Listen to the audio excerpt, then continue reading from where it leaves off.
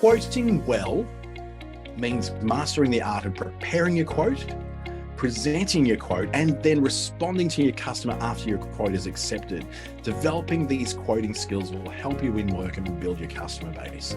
That's not just me reading off a screen. That's actually the core competencies that come with quoting.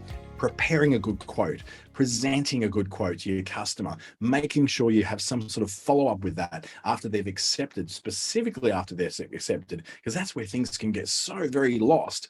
And then making sure that you develop these skills as you go along in your business, because this is what's going to help you to win work. It's going to help you to build a customer base. So quoting is an art. It really is. So what we're going to look at is a bit of a look at what all these terms mean. What's a quote? What's a proposal? What's an estimate? What's a bid? How are they different? How are they the same? What are you most likely to use? And it's a bit of like the Wizard of Oz running through there and being scared of lions and tigers and bears, oh my. Instead, we've got all these buzzwords that we've got to work past to figure out what they actually mean and how they apply to us.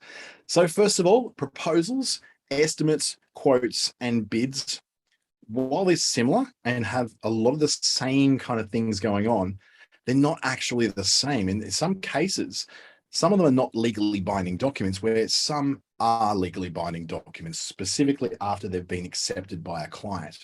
So looking at what they are, proposal provides a lot of detail. It focuses on more showcasing of the value you're going to offer as opposed to just a cost. Quite often when we put a proposal through, we treat it almost like it's a bid for a bit of government work, which we're trying to find the cheapest way of doing something, where a proposal may not even focus on the cost at all, but it proposes a system or a service or a bundle of services. And in that, you'll provide lots of down-grained, like very, very precise information. It can be all about the value that you deliver. It can be about the benefits rather than just the features of what you're delivering. It's usually multiple pages long. The proposal, when I'm doing it for a client at the moment, could go on for up to 30 pages, depending on the size of that project. Generally, if they're going to be paying a lot more for it, they get a lot more proposal out of me. Now, proposal can act as a quote. It actually can, and that quote can be accepted and then sent off and becomes an invoice. So a proposal and a quote often are the same thing, but I will change in between. If it's a very basic thing, I won't create a proposal, I'll create a quote, because those things that are in there don't need a lot of explanation, because this client is probably well educated in what the services are that are being provided. Whereas a proposal can be more for someone who maybe not has such a great in-depth knowledge of what it is you do and how you do it and why. And you can showcase yourself in a lot more detail. So it's like an estimate and a quote, and you'll see what they are shortly. It really looks at things like, again, that value. What is the value you're offering to a client? What's perhaps the unique value you're offering that's not offered by others who maybe they may be getting a quote off? It may contain things like testimonials and examples of the past work you've done that helps to establish trust. In a proposal, you've got lots of space, lots of time, lots of detail you can go into to ensure that someone really truly understands what it is you're doing and how you're of benefit to them. Now, that's different to an estimate. An estimate is more like an approximation, and it gives a client a bit of a ballpark idea of what to expect. And this is something which is much more common in, say, building projects, which are not yet at that quoting phase, or where there could be variable costs. Now, estimates are affected a lot by, approximate costs. So they would be something like, we know that at the current fuel prices, that the cost of this logistics transit system may be $1,000 an hour, but if fuel prices go up, that could become easily $1,500 per hour because of the fuel that's used.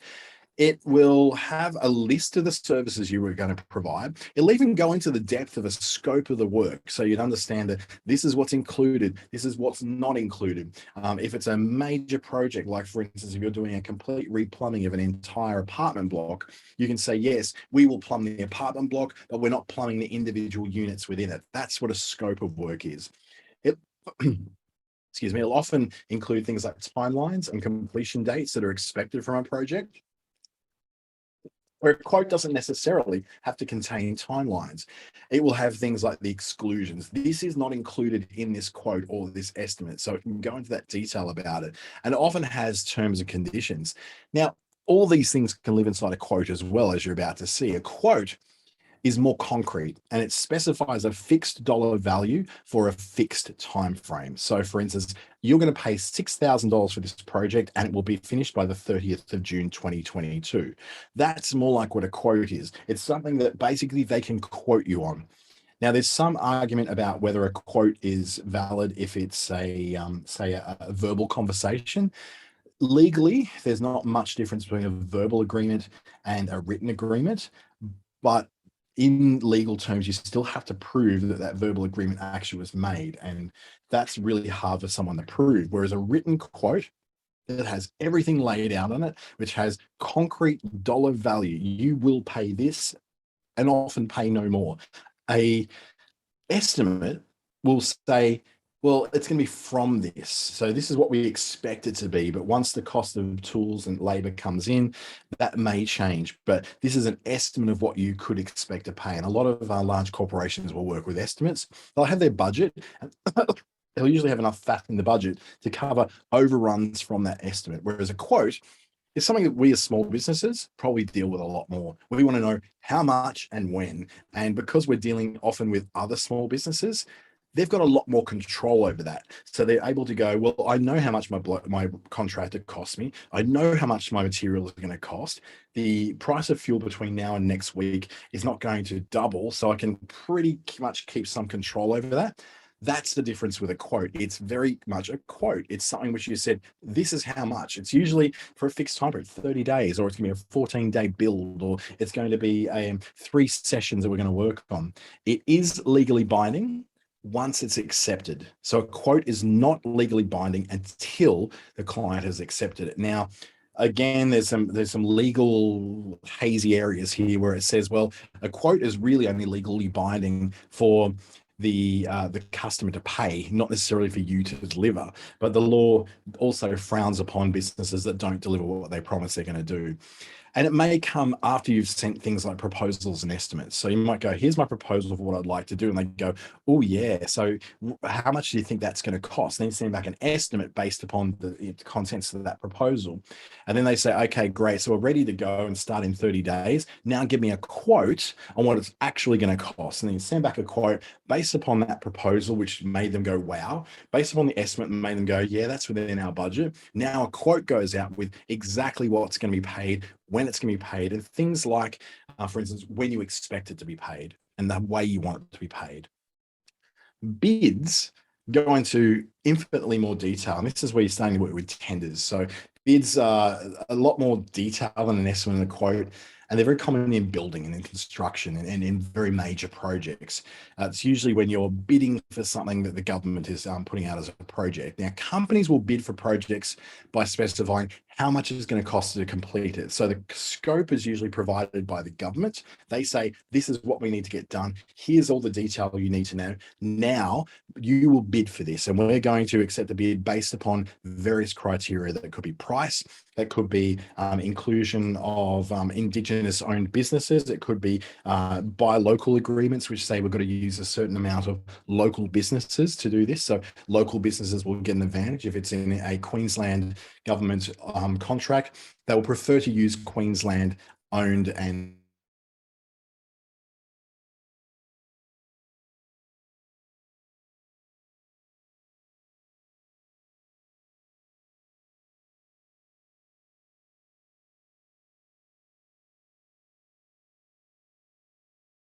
tell us how much it's going to cost. They're not asking for you to propose. They're asking for you to work on the same requirements that all bidders have, to work on the same level ground that all the other bidders have. So it tends to be obviously for government contracts and tenders more than anything else. Local government, state government, territory government, and Australian government tends to be where you'll see most of these things pop up. In Australia, we mostly expect to, as individuals, as consumers, and as small business, to deal with quotes. So there's going to be a little bit of, so a tender, great question, Shamali. A tender is usually a statement of work that, say, a government wishes to have done. So they might say, we are putting out a tender for someone to build a bridge over the Avon River. And to build that bridge over the Avon River, it must have these requirements in it. So we need to know of all the companies out there who can build this for us, bid for that work. And what happen, the companies will bid for that tender. They'll bid for that piece of work. So that's generally what it is. You see it very much so. Like recently there was a tender for the job that I do, for instance, that was put out by government saying, as an entrepreneurship facilitators and self-employment support experts, we want to know what companies and small businesses out there would like to tender for to bid for this tender that we have going out for people to fulfill this role in lots of places around Australia. So in that, I have to work with Business Station to fill in the details of our bid for that tender. So we find out at some point whether we get that or not, and that affects then whether we continue that program or we don't continue that program. So the same happens with all these government programs. At some point, we've all had to bid for a tender to get that work and be paid for it. So there's a bit of a balancing act you're going to have in Australia where you might have to work with what the client expects to receive and also work with what you're willing to provide. You're a small business. You don't always have the luxury of time to be learning how to write a proposal, I'm losing my words again. A proposal, a bid, a estimate, or a quote.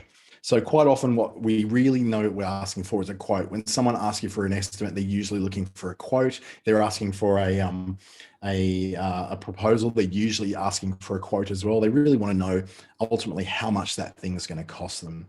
So if we're providing quotes, then what do we need to put in them? What is needed to be included in a quote? What are the parts? What are the bits of info that need to go in there? First of all, there's client information. So it sort of starts off with client information. I've got an example at the end that will show you what a quote kind of looks like. Client information includes the business name, the address, the phone number, fax if people still use those. I don't know of anyone who uses the fax anymore, the email address. So all that contact details of that client. It may also include their ABN or Australian business number in there as well, if you think that that's important to have.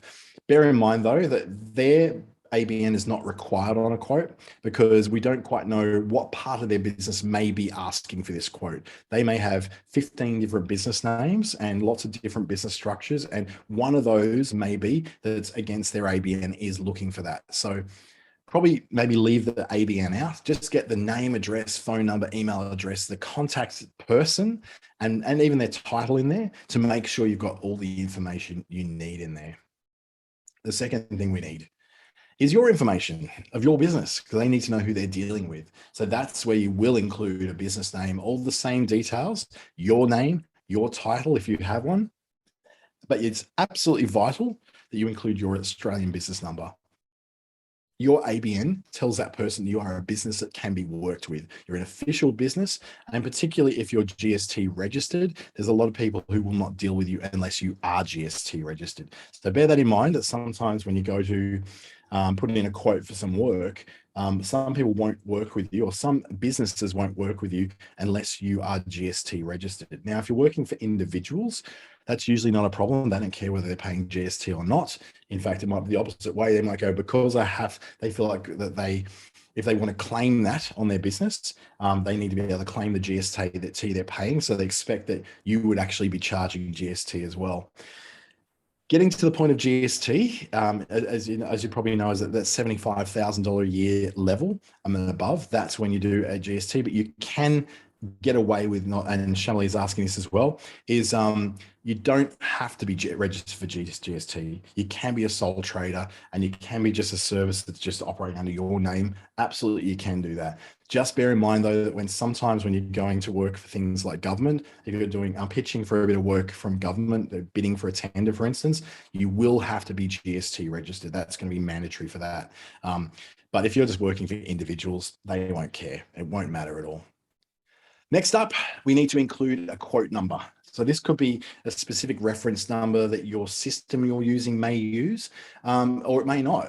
Sometimes if you're quoting, for instance, when I need to do an invoice number that's outside of my invoicing system and has to be done manually on, say, an Excel spreadsheet, I'll make up the invoice number. The invoice number will usually be date-based. So it'll be like today's date, 1403. 03 2022A or something like that. So I'll base it upon what the date is, so that it sort of makes sense to me, gives them a number to work with, which they need in their systems, particularly if you're working, doing some work for a business. You can do the same thing when you're putting your quote number. Your quote number can be 001. It could be 3 cats plus 1 mice. It can be whatever your number, what you want to have. But it's important for businesses who are then using it to claim things like GST and claiming the cost of your services on their tax to have a quote number. Their accountants will ask for that. And if you don't have that, well, then you need to do it. Amanda's asking, are bids and tenders legally binding once accepted? Well, that's something which, you could go to court over that kind of thing against the government, but I don't know necessarily whether you're going to win that court battle. But they tend to be, once a tender is allocated to a winning bid, then that becomes a binding thing, and then all the operation of that tender and the operation of that program with government, or that construction project, will be then allocated to you. Now, there will be lots of clauses in what they're offering. So when you come back with a winning bid and they say, yep, you've won, here's the contract. And then the contract is going to be all based around you and your contract to them and their contract to you. So they'll be going, okay, it must be completed in a certain amount of time, or it's usually all these things are stated up front. So if there is a major change in the contract that's offered as to the tender that you are made aware of, so for instance, they said, actually, this needs to be now completed in 2 months, not 6 months, then you have the option to be able to pull back out of that and say there's been a dramatic change of circumstances there, and they'll allocate another winner. But that very rarely would happen. Remember, you're dealing with governments here. They don't like changing anything. They just want to just go down the same path that we've all gone down to make it as easy as possible to work with.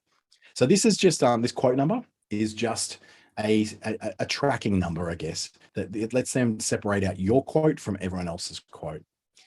You'll include the date of issue. That's a quote that it was created and sent. Look, I would lean towards making the date of issue the day that you sent it, not the day that you made it up, because you might have started putting together that quote about 3 days ago. And what happens is that if you've got a requirement in there that says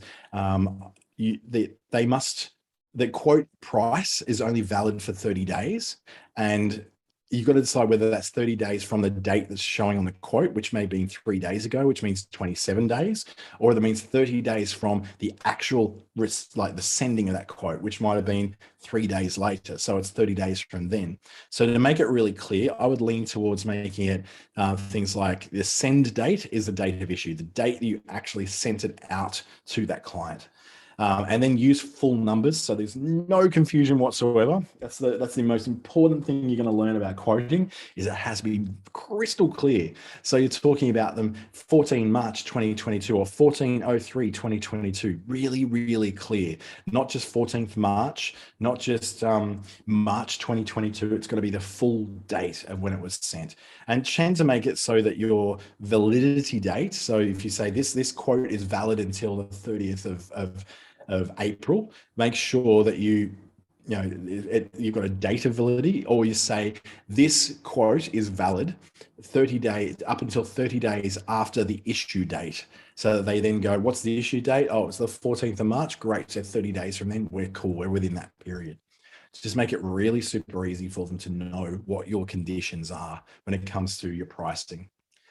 Next, we do the fun part, which is the products and services. So these are line items that are going down the list and saying, we're doing this, we're doing this, we're doing this. Now, it can be really, really tempting to bundle everything into, say, if you're doing, let's just say, a garden design. So you go garden design services and you've got a price. Customers really prefer, and I know businesses absolutely prefer this, when you break down those costs. So you go initial consultation, $110, second consultation, $90, third consultation, $85, and you have like the dates that they're set on. Then you go first draft of the plan for the garden, this one. So they've got a price on that. So you break down each line item to make sure that it's really easy to understand what exactly they're getting in there, because you've got to assume that people don't know anything about what you do and they don't normally understand what it is you do. And include things like product numbers. If you've got products that you sell and you've got SKU numbers, stock keeping units, or any sort of numbers like that, include those on there, because that makes it really easy for them to then maybe shop around a bit. If there's you selling a certain range of goods that other people sell and they're all the same brand, the same thing, then there's numbers associated with that, then it's very easy for people to do price comparisons. And you do actually want to make it easy for people to do this, because if you don't, they just put aside your quote and they go, you're making it too hard.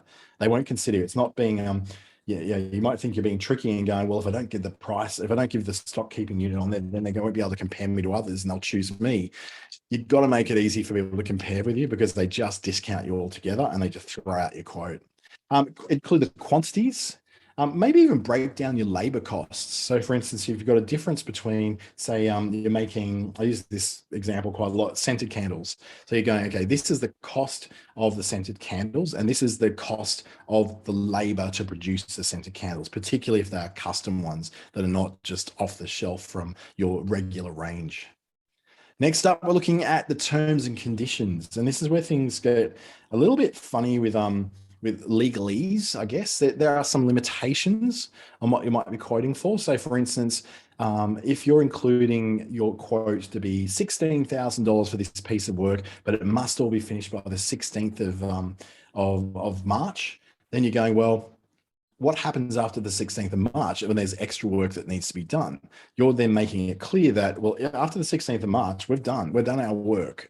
If there's extra work you need because you want to add different things and make changes and variations, then that's going to cost you. And this is how much extra it's going to cost you at a daily or an hourly rate.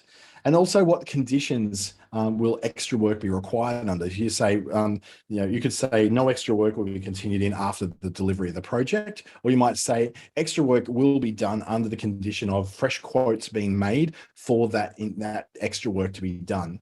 Or you might want to say that there's some conditions about how you want to be paid. For instance, you might want to be paid by bank transfer, by credit card. You might want 50% upfront and 50% on completion. There's lots of different conditions you may have in there. You might even have clauses about weather. It's just started raining outside for me now. So particularly if you're doing something that's outdoors and is affected by rain, then you might going to go, look, for every day of rain, that will delay the project by an extra day. So to make it very clear to people, one that's very common with people who are doing services, particularly on computers. So there might be graphic designers, web designers, even artists may say, have a clause that says, in the event that the client chooses to make adjustments to the project while it's happening, that will delay it by this time and increase the cost by this. So you say, if it delays it by a day, then the cost per day of extra to do those changes will cost $750 a day, or whatever the cost is that covers your hourly rate for the amount of work you have to do to make those changes that the client didn't really agree to when you first put your quote in there. So you can add all these things, and it's important to do them and to define them. So not just for legal coverage, even though legal coverage is important, it's more so it's really clear to both you and the customer what the expectations are, what their responsibilities are, and what your responsibilities are. Next up, we're going to put in some notes. This is where you put the nice stuff. So there can be things like, we expect this to be done here. We're going to begin milestone 1 or item 1 will be done by this date. Item 2 will be done by this date. You can summarize your scope. So you can say, this is a little bit about the scope of the project. So you could be saying, whilst we're working on your home, we're working on your bathroom only, but not on your kitchen. Because some people can think that while you're there, you should be doing some other work for them too. It's raining really heavily outside. You probably can't hear it because I've got a filter on my microphone that stops you hearing it. But I can barely hear my own voice right now. It's so heavy outside.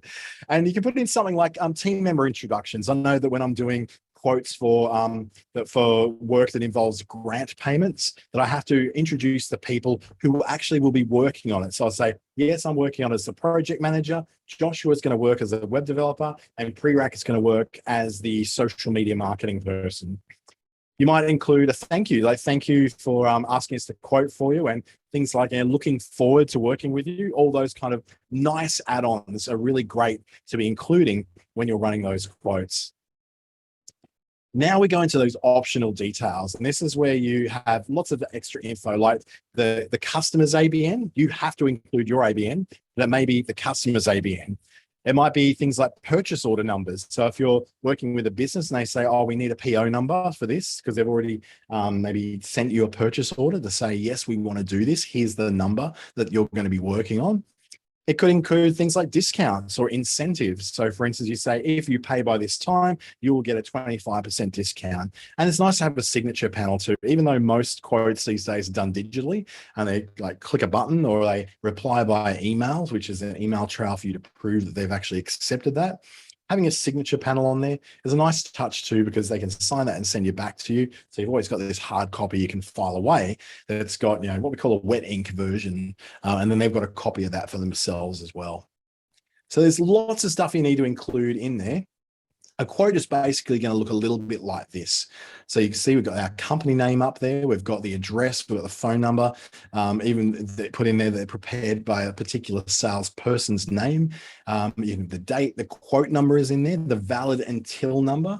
The customer ID just might be an ID if you've got a system like Xero or something where you've got a client ID. Not that necessary. There's some terms and conditions. There's a space there for signing. And what you'll notice in the description area is that you've got this very well-defined what each item is listed. So it's broken down and itemized so that the client can know exactly what they're getting and how much each of those sections costs. And that's pretty good when you're offering things like options. So for instance, I'm putting together a website. I say, okay, here's the website. Now, if you need web hosting, here's another option. If you need a domain name, here's another option. If you want to do this in WordPress, this is how much extra it'll cost as opposed to working on Wix. So you have all these little options, and in the right systems, like some of the ones I'll show you shortly, those systems will have those options ready for you. You can make it an optional extra.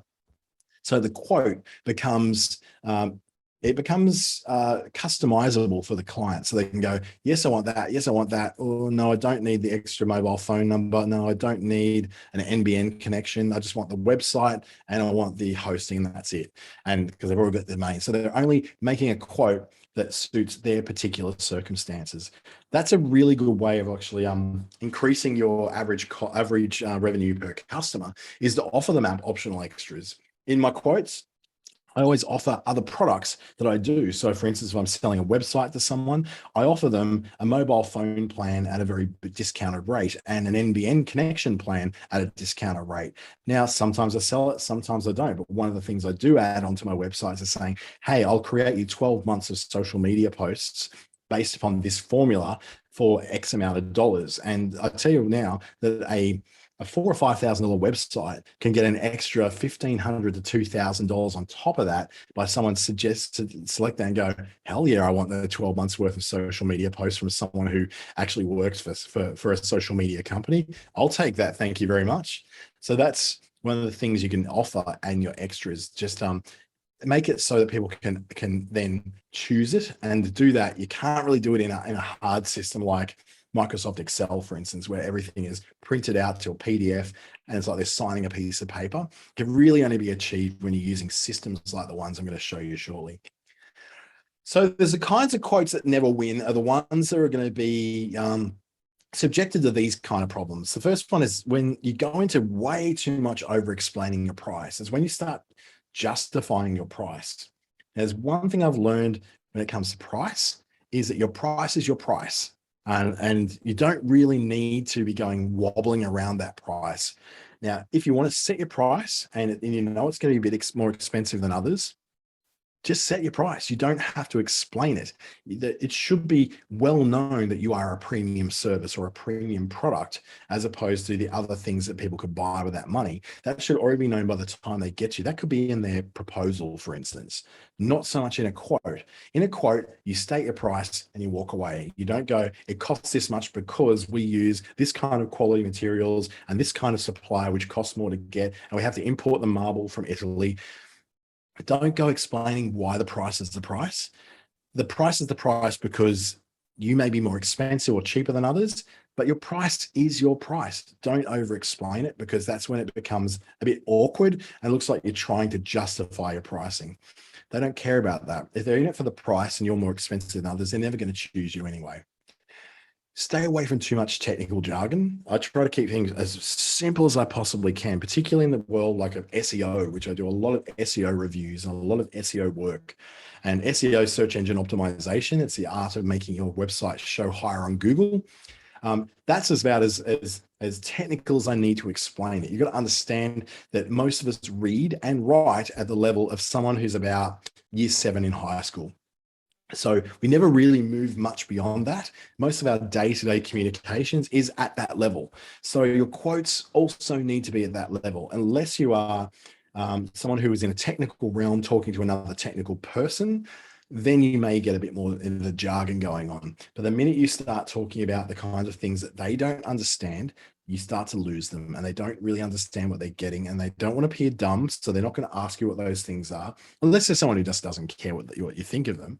But a lot of people feel like, oh, I can't really ask that because it makes me look dumb, and they'll think that I'm stupid, and then they think they'll can rip me off. And just leave the technical jargon out unless it's absolutely necessary to differentiate your product against others, and particularly if you're talking to another technical person. When your proposal or anything has too much about you and not enough about them, you're in a real danger zone. A quote should also always be about what they're going to get, not what about you're going to give. And that may sound like this is the same thing. What you're going to give is what they're going to get, right? Same thing. Well, not necessarily. When the language used is about the benefits of what they will get if they choose this, and about the better life they'll have, or the better work they'll have, or the more money they'll make because of this. It's far easier to explain than you just going, we produce this because we are the best at this because. When you start talking about yourself too much, you tend to lose people because they're not really in it to hear about you. They're in it to hear about what's in it for them. So there's a whole language that comes around this, using the story brand technique and storytelling techniques, and a little bit of psychology can really help you in there. So I encourage you to try and use the word your, you, your, and yours, rather than we, I, all that sort of thing. Rather, I will provide, we will provide. Talk about what they're going to get. So try to swing that language around from, rather than what you're going to give them, to what they're going to get. And it can be things like, instead of talking about cost, talk about investment. So the cost, it's in the cost, it's an investment in your business. It may seem like psychobabble, but this sort of stuff has been working for a long time to help different quotes and bids stand out amongst the crowd. You also, just like the jargon, don't want to be using unclear language that makes no sense. I find a lot of coaches do this. They're always talking about you'll be empowered, and universal consciousness will, your universal consciousness session which will empower you to do greater things. Doesn't mean anything to anyone. Have your package, have your pricing, have your statement of what your product is, and make it very clear what they're going to get. 3 1-hour sessions of addressing your blockages so you can have a better life sounds better than 3 universal harmony sessions to unclog your chakras. It just sounds really unclear, and it starts to sound really, unless you're in the area where that makes sense to you, and that's the kind of language you respond to, that kind of stuff can be a really big turn off to someone who may be coming to you because they think what they're going to do is have a better life, better relationships, and a better business. And they get told that they're going to be learning about chakras and crystals. It may not be what they're actually getting into this for. So be very clear with the language you're trying to use in there. So try not to get too woo, even if you're selling woo. There's an opportunity in every quote, and that opportunity is to win. But it's also an opportunity to do a little bit more. Some of those opportunities will be the opportunity to be competitive, the opportunity to show that you're professional, the opportunity for you to aim for better profitability in your business. After all, a quote is about the money you're going to be bringing in. It's part of your sales pipeline. It can be also about offering what you do at the right price. There's an opportunity for you to be strategic about your pricing, not just looking at how much money you can get for that work, but pricing yourself into a certain marketplace. And one of the big ones is that something like a quote is an opportunity to lower your legal risk, because when you're clear in a quote, and you've got the right stuff in the quote, and it's very, very clear to both you and the customer what they're going to get, then there's less of a chance of it being misrepresented or misunderstood. So we want to make sure we do lower your legal risk as much as we can. So let's look at the competitive side of it. You will learn over time that you will win certain quotes and you'll lose certain quotes, and you'll start to see patterns in the ones you win and patterns in the ones you lose.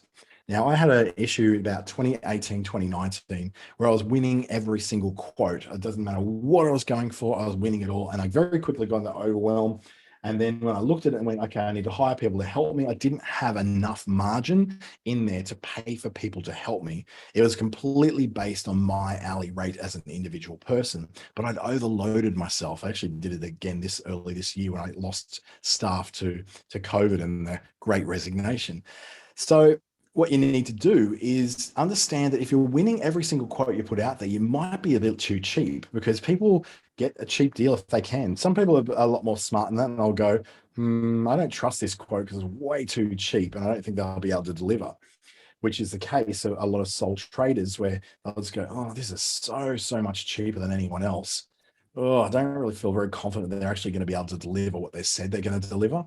The other thing might be that if you're losing every quote that you're putting out there, you might be a little too expensive. So you do have to do a bit of research and finding out whether you are in the market average or above the average or below the average, or 1,000% above the average, as some people like to put their time at a certain level. And as you'll find over time, your rate will go up. As you start to specialize in the particular kinds of clients, you want to actually price yourself out of the range of some people, because some people are tire kickers, some people are just going to be high maintenance for low profit.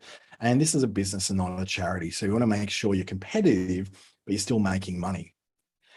A good looking quote is generally representative of a good looking business. So you need to have a very easy to read, easy to print, and easy to accept quote.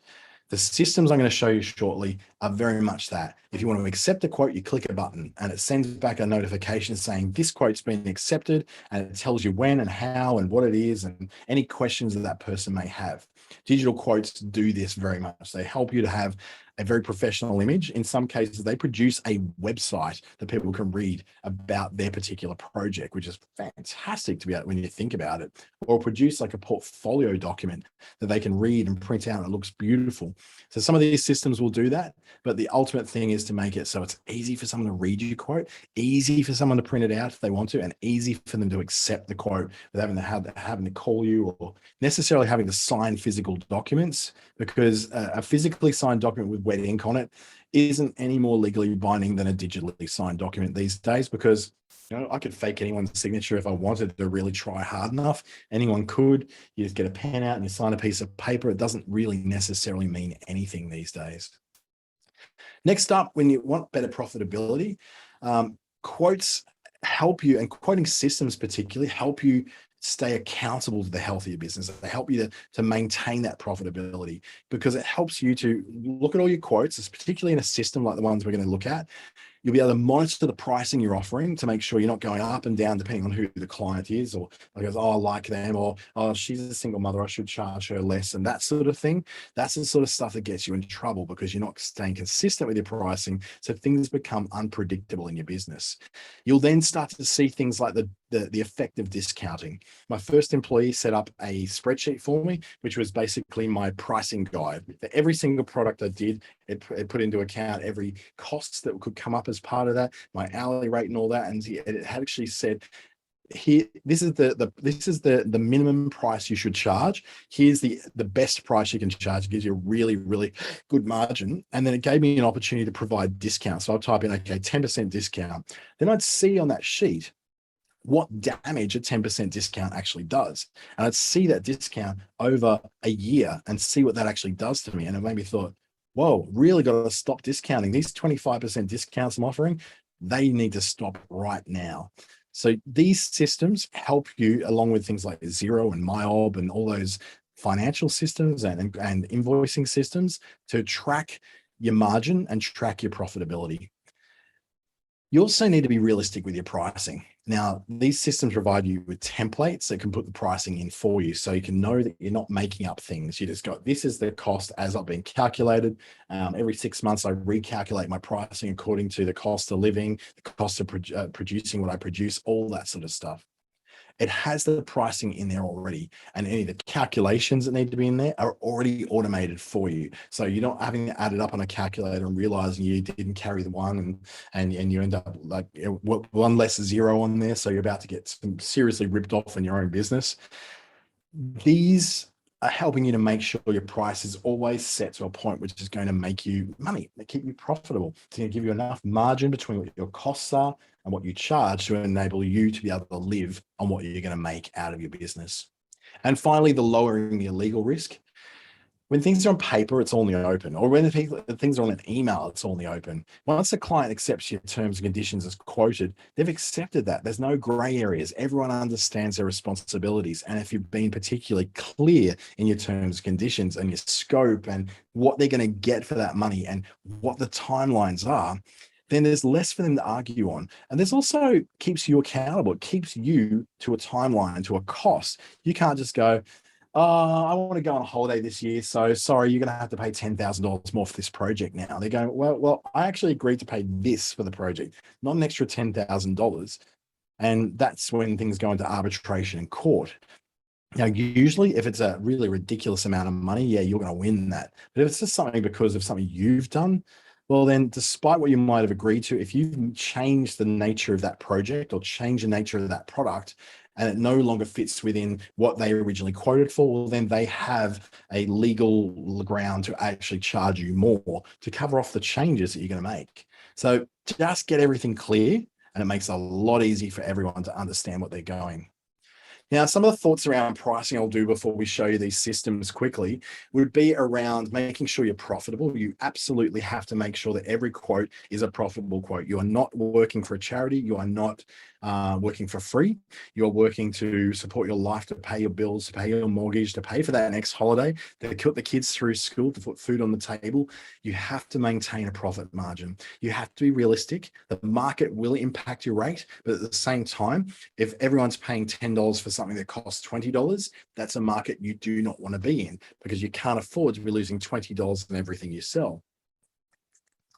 You also need to be honest. No one's going out here, I'm assuming, to rip people off. If you're looking to rip people off and you're looking to scam people, it's a big path to failure, and you will get caught out and you won't have a great reputation. So if you want things to be profitable, make sure you cover your costs plus your time plus your margin. So you're going to have the cost of building whatever you need to build, plus you then have to pay for your time working on this and the time of any of your labor working on this. Then you have to have a margin. Now, food and beverage and hospitality usually runs around about a 30% margin. So there's all those costs are covered. Then it's 30% on top is the profit for the business. Web developers, though, we may charge up to 200% because we often make that money once and we never make it again. We don't have return customers as such. Once you've got a website, you've got a website. You don't necessarily need another website. So the margin may be as big as 200% on top of what the costs are. So you're then covering the fact that you keep needing to go back and market to get yourself more customers again and again.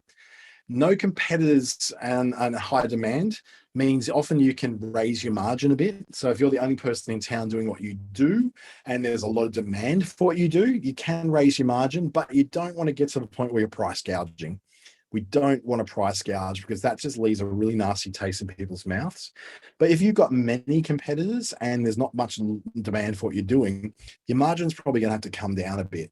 What you want to do is match your price to the kind of person you're going with. So for instance, if you're targeting people who are quite wealthy and have a high disposable income and are quite happy to spend that income, well, you know, that's where you'd probably need to, that's where you would, that's where you aim your pricing at, to be matching that kind of person. But if, for instance, you're going for people who are living on government benefits and they tend to buy things, you know, very, very often, you might want to, you know, have a price that matches whoever you happen to be trying to sell this to. Price gouging, don't do it. Setting out to rip people off, just don't do it. You're going to be out of business way before they end up being affected by it. So what I'm going to do now is look under the hood of a few systems. The first one called Quotient, the second one called Proposalify, which is really hard to say when you're tired, and Quotas. So let's have a look at them and see what some of those are going to be like. Now, see how they might suit you. Now, Quotient is $29 US a month, unfortunately. It's actually built in New Zealand, So I wish they were New Zealand dollars, because that would be a lot better than a $29 US cost for one team member. There's no free one. You can do a trial. You can cancel at any time. Now, I've been running this for about 5 years. I'm actually on the $49 a month one, because I've got team members and lots of quotes going on. Actually, no, on the 29, sorry, I reduced it down because I only have the one team member now. So in Quotient, and I'll log into mine, so you can see what it looks like under the hood. So here's some things I've been doing. So I've done some draft ones over here for different things. I've got things that I've got out there that are awaiting acceptance, and then I've got my accepted ones down here. It gives me some things over here. Lets me know, okay, here's all the the money that should be coming in. So as you see, I've actually been putting a lot less quotes out recently, because I'm trying to actually reduce the amount of work that's coming in at the moment. And I've got messages up here from people who I've just currently got quotes out for. So this quote has been resent out to that particular client. So they can actually message you on the quotes, which is a great way to be able to keep in touch with things. So let's just say I'm doing this paid social media campaign. Emily won't mind that I see it. I've got then each thing that I'm doing, and then I've got pricing that's in part of it. So this sales funnel is all in there. It's I haven't really updated this yet one, so I need to really send that out, but it's a bad example. So it's these things are optional. So if I go, if this is a optional item and the price is one at, say, I don't know, 3-stage Instagram funnel, it's going to be at it's going to be a variable price. So what it is, that's not something for them to get as an option. This is something which they actually have to, there's different stages over a different part of the process. So this is what they're going to get. I've got here the things that they can choose. So they can go stage 1 at that price, stage 2 at this. So I go, yes, it's an option. It's been selected. Now it adds up the costs down the bottom. If I take that option out, then it's got 0. So they choose what their options are. This tells them what they're going to get. This is where they choose the option they want. There we go. So I can choose that option, and then adds it up to $594. So then they've got that in place. So you can make your options also subscriptions. So for instance, if you want to have $39 a month subscription cost, you can quote that as well. And it will show them it's $39 a month for 12 months, if that's what they're going for. So the subscription cost in here per 1 month for, say, 12 months is going to be $1,220. Then you see $120 over here. We've got one lot of that per 12 months, or we want to go, actually, we're going to go, the price is going to be $120, and the quantity is going to be, maybe they're going to get 2 of these because they've got 2 businesses they want to build this for. Select the option, and then it says, okay, it's going to be $264 per month for 12 months. I've also then included all my what you need to know stuff down here. So I've got all the things like cancellation policy, where I'm located at, upon acceptance of the quote, here's what's required to be paid up front. All the little terms and conditions are in there. So in this particular one, I'm going to content out of there. It's very, very clear how it all works, and it's really nice to work with. Most of my quotes go through here now. Not all of them, but most of them go through here. The second one I want to show you is Proposalify. Proposalify has a free starting rate, and it does actually have a free layer that allows you to be a sole trader, not require a credit card, have the trial, and just work on maybe 5 documents at one time, which means you can only have 5 quotes out at one time. So 5 active documents means you can only have 5 active quotes. Once you've got one which is accepted, you can delete that and go and create another one. Obviously, in my case, I've often got more than 5 quotes out. I might have, up to 60 quotes out in the market at any one time. So in that case, that wouldn't work for me. But this could probably work for you. So I'm going to log into my account with this, my free account that's currently on trial, using my LastPass to log in. And in here, a lot of setup stuff. So I haven't done any setting up in this account, but I can go over to the left to see what I'm going to do. My content library will be where I've got lots of things like photos and videos I want to include in my proposals. You've got templates. Now, I've got no templates in here, but there is a starter template. or I can see a gallery of templates that other people have used for their proposals and quotes. So once it brings it up, you can see proposals for accounting. Now, these are all made to be quite beautiful. They're made to be quotes, but they're a lot more beautiful and a lot more intense in what they're producing. They're just going to look really great when you send them through to someone. So they're a bit more in depth than what you'd normally be. So this is an e-commerce one. You can go in and see, an employment contract. So these guys don't just do quotes and proposals. They do estimates. They do event management proposals. They do employment contracts. They'll do e-commerce plans. So it does a lot more in there. But remember, you can only use 5 of these at a time. What you're probably going to be doing is going to, say, your pipeline and creating a document. So creating a document, I'm going to get started. So I'm going to use the starter template. Yeah, I'll use that.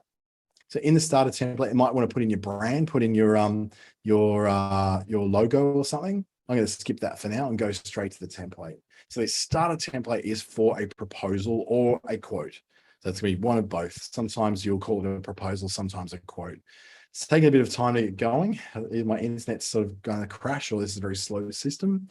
But it's putting together that template so we can start working on it. As we work on that template, it is taking a long time. I have a sip of my water, running out of time, so I'm hoping it doesn't take too much longer. So we've also got to show you which one is probably my favorite of my quoting systems. Almost there. Here we go, and it's loading. So I've got a cover that I can replace the image on. I can put my logo in there, have what the name of the proposal is, add things like signatures. It's got a lot of design elements to it, which is going to make this really fun to work with. It is a fun system, and I think it is great for putting together really long proposals. At the same time, though, you don't need all these pages. You can just jump out a page and say, no, don't need that page. Don't need an intro page. Get rid of that. What else do I need? Overview? No, I don't need the service. Maybe I need the services. Any problem with this system, it is rather slow. It is really slow. So I'm going to skip down the service and go, these are the services we offer. Great. And now here is what essentially is the quote part. So you can update any of these with whatever you want. So in there, we've got the brand identity. We can type in over the top of that. You can have variables such as sizes, different, pretty much variables can be anything you like. So this, while it is beautiful and while it is very comprehensive, it's also a lot more complex than what most quotes need to be. This is more like you're producing a very big proposal for a very expensive piece of work. And honestly, I haven't started using this myself simply because it is so slow and cumbersome to work with. I just don't have the time for this. Beautiful thing is it has digital signatures built in. So you can have digital signatures, so people can just click on it and then it gets sent back to you in a signed status. So that's pretty much what Proposalify is like. The other one I want to show you is Quotas. Quotas is the cheapest one on here for the paid stuff. $4.90 US a month is enough for you to be able to go.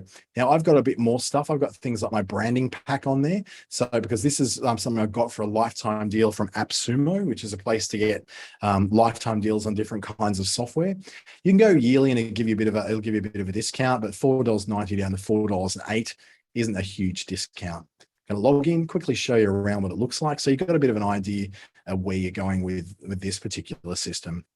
So when Quotas opens up and I sign into it, logging in, so it's got me to create a new one, or I've got other ones that I've created here already. So for instance, I look at this one, which is for a digital marketing strategic plan and training for the iconic deck chair cinema. I'm able to create a really beautiful proposal as well. So for instance, it's got all this extra stuff in. I've colored it to match their colors. I've created down here all the things I need to put in. So I click on that. I can update any one of these, make them optional if I want to, add in discounts if I want to. So this is actually my favorite system because it's got all the ability to customize, but it doesn't have the complication that Proposalify has. In here, I've got those extra pieces of information, what my payment detail expectations are, what my timeline is going to be, the people I'm going to work with who's going to be part of my team, then my company information down the bottom. This produces then a website that you'll find at this address. So I copy in this address and they'll go online and they'll be able to view this online as a website. So it looks really nice for them to read through, really simple. They can work with it. They can easily like add in their options if they need to. They can see how much everything's going to cost and they can see all the terms and conditions. But better still, you can download the PDF and view it as a PDF and it comes out as a beautiful document. So I'm going to open this document within the PDF reader within this tool.